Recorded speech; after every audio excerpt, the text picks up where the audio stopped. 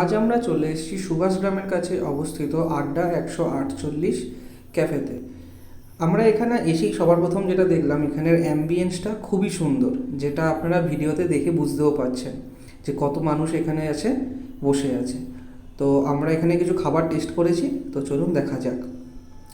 আমরা এখানে সবার প্রথম একটি করে ফিশ ফিঙ্গার এবং একটি করে পকোড়া নিয়ে নিয়েছিলাম। পকোড়াটি আমার একদমই ভালো লাগেনি।